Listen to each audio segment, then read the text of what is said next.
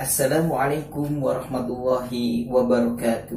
Berjumpa kembali bersama Kak Ardi dalam channel Kak Ardi Sang Pembelajar.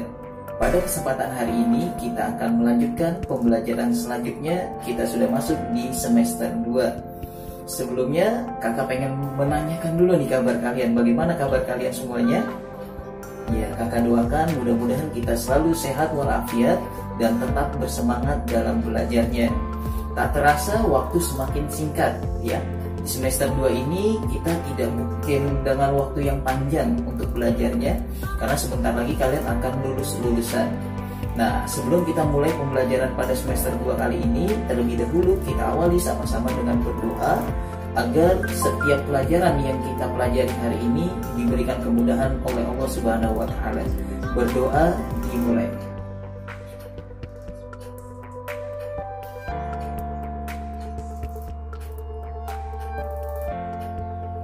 Berdoa selesai.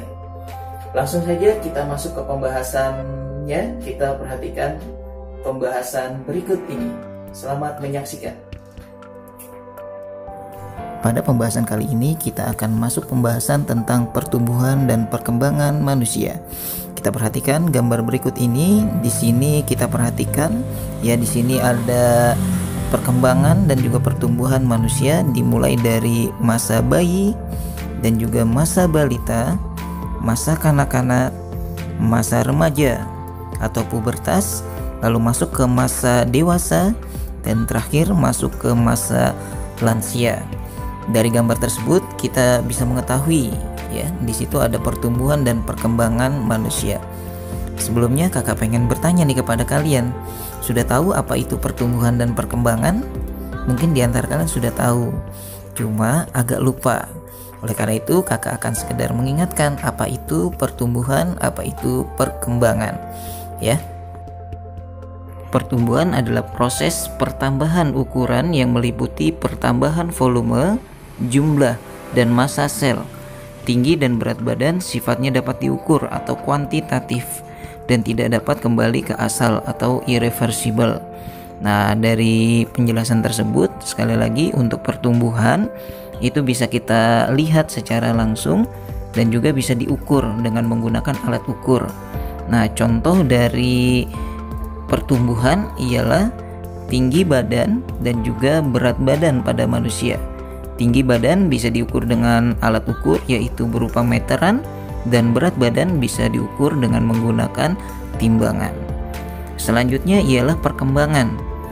Nah, pengertiannya ialah perubahan menuju ke arah yang lebih kompleks atau perubahan menuju ke arah kedewasaan, dan sifatnya kualitatif. Apa itu kualitatif? Maksudnya bisa dilihat tapi tidak bisa kita ukur, tidak bisa kita tentukan nilainya. Contohnya ialah kemampuan dari manusia dari merangkak, lalu dia berdiri, lalu dia berjalan. Setelah berjalan dia mulai bisa berlari. Setelah berlari dia bisa melompat-lompat. Nah, di situ ya, kemampuan itu tidak bisa diukur dengan angka. Nah, berbeda dengan pertumbuhan. Nah, jadi kalau perkembangan itu lebih identik dengan kemampuan ya, kemampuan seseorang.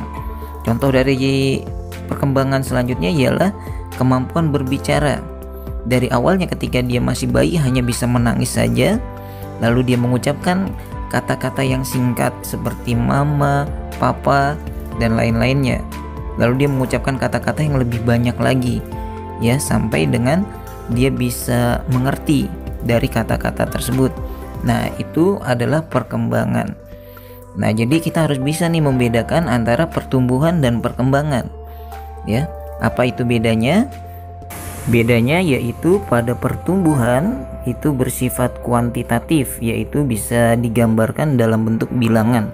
Jadi contoh tinggi seseorang itu 165 cm, maka bisa dituliskan ya dalam bentuk angka, dan juga bisa diukur dengan menggunakan meteran. Nah, sementara perkembangan itu bersifat kuantitatif, tidak dapat digambarkan dengan bilangan. Ya, contohnya kemampuan orang untuk bisa berjalan dan juga berlari itu tidak bisa ditentukan juga dengan menggunakan angka dan juga tidak bisa ditimbang ya, diukur dengan alat ukurnya. Nah, yang kedua perbedaannya yaitu pada pertumbuhan terlihat dari keadaan fisik seseorang. Ya, jadi kalau tinggi seseorang bisa kita lihat secara langsung, dan juga berat badan seseorang itu juga bisa kita lihat secara langsung. Sementara pada perkembangan ya terlihat dari sifat dan kemampuannya, bukan dari fisiknya. Jadi ketika dia berbicara sesuatu, nah di situ baru kita bisa melihat ya kemampuan seseorang. Ya, dari berbicara itu menentukan seseorang itu paham atau tidak terhadap sesuatu. Lalu perbedaan yang ketiga, pada pertumbuhan ya memiliki batasan usia, yaitu ya dari bayi tumbuh terus tingginya. Jadi tinggi badan seseorang tuh tumbuh terus ya, bertambah sampai di batas di usia remaja. Nah, kalau sudah masuk dewasa dia sudah tidak tumbuh lagi tinggi badannya. Ya. Jadi ada batasan usia. Sementara pada perkembangan itu tidak terbatas oleh usia. Ya. Jadi untuk menguasai suatu ilmu ya, dia bisa ya tidak memandang usia. Udah usia tua pun, lansia gitu, itu dia bisa menguasai ilmu juga. Karena berapa banyak orang-orang yang sudah tua ya, dia juga baru mulai belajar membaca dan juga menulis, akhirnya dia bisa menguasai hal tersebut. Lalu yang selanjutnya, yang keempat ya perbedaannya ialah pertumbuhan itu bersifat irreversible atau tidak dapat kembali ya.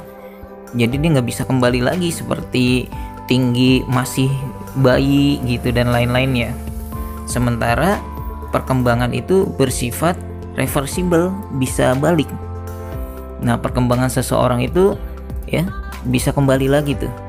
Nah, maka banyak orang-orang yang ketika sudah lansia sama seperti anak kecil, kadang-kadang bertanyanya berulang-ulang dan dia mudah lupa ya. Jadi kalau kalian ketika kecil, kalian sering tuh tanya-tanya tuh sama orang tua kalian, "Ma, ini apa?" gitu. Dijawab sama ibu kalian. Nanti dia nanya lagi tuh. Nah, itu nanti ketika usia kalian sudah lansia pun kadang-kadang kembali seperti anak-anak lagi.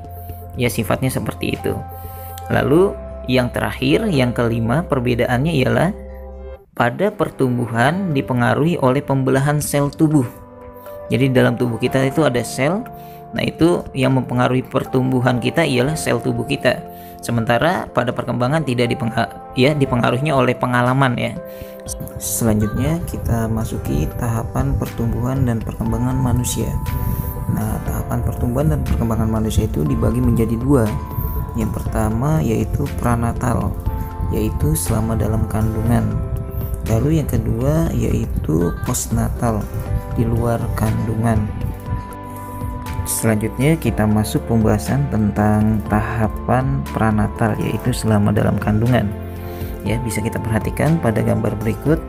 Ya, di sini di tahapan yang pertama yaitu pada hari pertama terjadi fertilisasi pembuahan, yaitu bersatunya sel telur dengan sel sperma. Ya, selanjutnya di hari yang kelima ini terjadi yang dinamakan zigot. Nah, jadi seperti bulat-bulat ini dinamakan zigot. Ya, jadi membelah. Setelah tadi bersatu, dia akan membelah-belah. Setelah itu selama 28 hari akan berubah menjadi embrio. Nah, di sini setelah dari zigot berubah menjadi embrio ya. Pada tahapan yang pertama ya, embrio itu ya sudah memiliki hati ya. Dan di hari berikutnya, di hari ke-34 ya, embrio mulai berkembang lagi ya. Dia itu dengan ciri-ciri sudah mulai memiliki mata walaupun belum bisa melihat ya, dan juga memiliki tangan dan juga kaki walaupun masih belum sempurna. Selanjutnya di hari ke-40 sampai 42 ya, embrio terus berkembang, mata mulai berkembang dan juga tangan juga mulai berkembang. Dan di hari ke-47 yaitu sudah mulai ya, ini berubah dari embrio menjadi janin. Nah, janin itu di sini tangan sudah mulai terbentuk agak sempurna ya, dan juga kaki juga sudah mulai terbentuk sempurna. Dan di minggu ke-16 Nah, ini sudah mulai perkembangan ya, tangannya dan juga kepalanya sudah mulai terbentuk ya, kakinya dan lain-lainnya. Dan di minggu ke-40 ya, itu sudah mulai muncul rambut dan lain-lainnya. Nah, selama di dalam kandungan ini ya, janin itu mendapatkan makanan dari plasenta. Kita masuk pembahasannya, yaitu pembahasan selanjutnya tentang tahap perkembangan. Nah, di sini tahap perkembangan yang kedua yaitu postnatal ya, selama di luar kandungan ya. Yang ke-0 gitu ya. Kalau misalkan kita tuliskan di sini yang ke-0 yaitu tahap bayi. Nah, pada tahap bayi ini makan atau minumnya itu diperoleh dari ASI ibunya. Jadi memerlukan ASI. Lalu pada usia 6 bulan dia mulai belajar untuk duduk, dan di usia 9 sampai 12 bulan dia mulai merangkak dan juga mulai bisa berdiri. Dan pada usia 18 bulan dia mulai bisa berjalan tanpa dibantu oleh orang lain. Selanjutnya tahap yang pertama kita tulis nomor 1 yaitu balita ya. Ciri-cirinya dia mulai mengenal lingkungan, membutuhkan perhatian khusus dari orang tua, dan juga dia senang bermain ya, masanya bermain lah. Terus bersifat kekanak-kanakan atau manja. Terus cenderung keras kepala, susah dibilangin ya, suka menolak perintah, dan juga dia membutuhkan zat gizi yang banyak, dan hormon pertumbuhannya dihasilkan secara meningkat. Selanjutnya ya, yang kedua kanak-kanak. Nah, ciri-cirinya gigi susu mulai tanggal dan gigi permanen mulai tumbuh. Terus pertumbuhan jiwanya relatif stabil di masa kanak-kanak. Daya ingatnya lumayan kuat ya. Terus juga mematuhi segala perintah gurunya. Dan selanjutnya dia mudah menghafal tetapi juga mudah melupakannya. Dan yang terakhir, sifat keras kepala mulai berkurang dan lebih dapat menerima pengertian karena kemampuan logikanya mulai berkembang. Tahap selanjutnya yaitu tahap yang ketiga, yaitu tahap remaja. Nah, ciri-cirinya dia mulai memperhatikan penampilannya, dan selanjutnya mudah cemas dan bingung bila ada perubahan psikis. Dan selanjutnya tidak mau dibatasi aktivitasnya. Dan yang berikutnya mulai memilih teman yang cocok bagi dia. Dan berikutnya tidak mau diperlakukan seperti anak kecil karena sudah mulai remaja ya. Dan selanjutnya selalu ingin mencoba hal-hal yang baru. Dan ciri berikutnya yaitu dia senang meniru idola dan berkhayal. Dan berikutnya juga mulai bersikap kritis ya, bertanya-tanya dan lain-lain. Dan berikutnya mulai ada perubahan bentuk fisik ya pada tubuhnya. Dan berikutnya mulai menghasilkan hormon reproduksi. Berikutnya alat kelamin mulai berkembang. Dan yang terakhir hormon pertumbuhan masih terus dihasilkan. Berikutnya kita masuk ke tahap yang keempat, yaitu tahap dewasa, usia 18 sampai 60 tahun. Nah, di sini dia memiliki ciri-ciri daya pikirnya cepat ya, bersikap juga kritis ya, sudah memiliki pendirian yang tetap ya. Dia tidak gampang terombang-ambing, sudah menetapkan lingkungan yang dianggapnya cocok, dan juga dia sudah dapat memilih pasangan hidup yang dianggap cocok baginya. Dan organ reproduksinya sudah matang dan sempurna, dan hormon pertumbuhan sudah tidak dihasilkan lagi ya, jadi sudah tidak bertumbuh lagi pada masa dewasa ini. Dan tahap yang terakhir yaitu yang kelima, yaitu manula atau lansia. Nah, pada tahap ini daya pikirnya mulai lambat ya, dan terkadang mudah tersinggung seperti anak-anak, dan juga pendirian dan pemikirannya sudah tetap, dan terkadang bersifat kekanak-kanakan ya, seperti anak-anak. Dan rambutnya mulai memutih, dan kulitnya pun juga sudah mulai berkeriput ya, gigi-giginya pun mulai tanggal dan menjadi ompong, dan matanya mulai rabun ya, jadi kurang jelas untuk melihatnya. Dan biasanya pada wanita dia mengalami menopause menopause itu sudah tidak haid lagi dan juga sudah tidak memiliki keturunan. Seperti itu. Baik, untuk menambah pemahaman kalian, silakan kalian coba berlatih untuk mengerjakan tugas yang ada di LKS tema 6 halaman 9 bagian A. Nah, di sini kakak menggunakan buku penerbit Media Presindo ya. Terima kasih atas perhatiannya. Demikianlah pembahasan kita kali ini ya. Mudah-mudahan apa yang kita pelajari hari ini bisa bermanfaat buat kalian semua. Jika menurut kalian ya pembelajaran kita hari ini bermanfaat dan ada baiknya, silakan kalian bisa mencatat hal-hal yang penting. Karena dengan mencatat, sekali lagi ya, ilmu itu akan bisa kita kuasai dan kita tidak mudah lupa terhadap pelajaran tersebut. Dan jika menurut kalian pembelajaran kali ini sangat bermanfaat, bisa kalian share ke teman-teman kalian yang lainnya. Jika menurut kalian pembelajarannya bagus, kalian bisa memberikan like. Jika kurang bagus, ya kalian boleh bisa memberikan jempol ke bawah atau tidak. Diapa-apakan juga tidak apa-apa. Dan juga sekali lagi untuk agar lebih baiknya ya, maka kakak meminta untuk kalian bisa memberikan kritik dan juga saran kalian di kolom komentar ini gitu, agar lebih baik lagi pembelajaran untuk berikutnya. Itu saja, terima kasih, semoga bermanfaat.